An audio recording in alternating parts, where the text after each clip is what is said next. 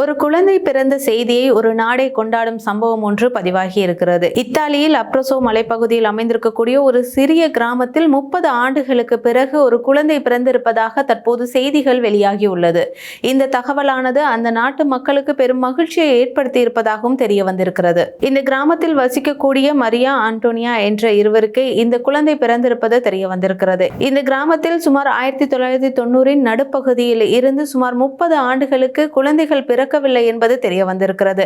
இந்த நிலையில் இவ்வாறு 30 ஆண்டுகளுக்கு பிறகு ஒரு பெண் குழந்தை பிறந்திருப்பதாகவும் அந்த குழந்தைக்கு லாரா என பெயர் சூட்டப்பட்டுள்ளதாகவும் தெரிய வந்திருக்கிறது. லாரா என்ற இந்த குழந்தையின் பிறப்பானது அந்த கிராமத்தின் ஒரு வரலாற்று திருப்புமுனை என்றும் கூறப்படுகிறது. பாக்லியாரா டெய் மார்சி என்ற இந்த சிறிய கிராமமானது மிகவும் குறைந்த மக்கள் தொகையை கொண்டது என்று கூறப்படுகிறது. அதாவது தகவல்களின்படி அங்கு 20 பேர் மாத்திரமே வாழ்வதாகவும் தெரிய வந்திருக்கிறது.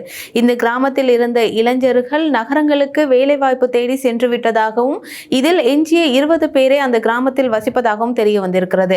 இது ஒரு மலைப்பகுதி கிராமம் என்றும் இந்த பகுதியில் வசிக்கக்கூடிய அந்த மக்களுக்கு இந்த குழந்தை பிறந்ததானது பெரும் மகிழ்ச்சியாக இருப்பதாகவும் தெரிவிக்கப்பட்டுள்ளது. அது மாத்திரமல்லாமல் இத்தாலிய ஊடகங்கள் இந்த குழந்தைக்கு மிராக்கல் பேபி என்று ஒரு பெயரையும் சூட்டியிருக்கிறார்கள்.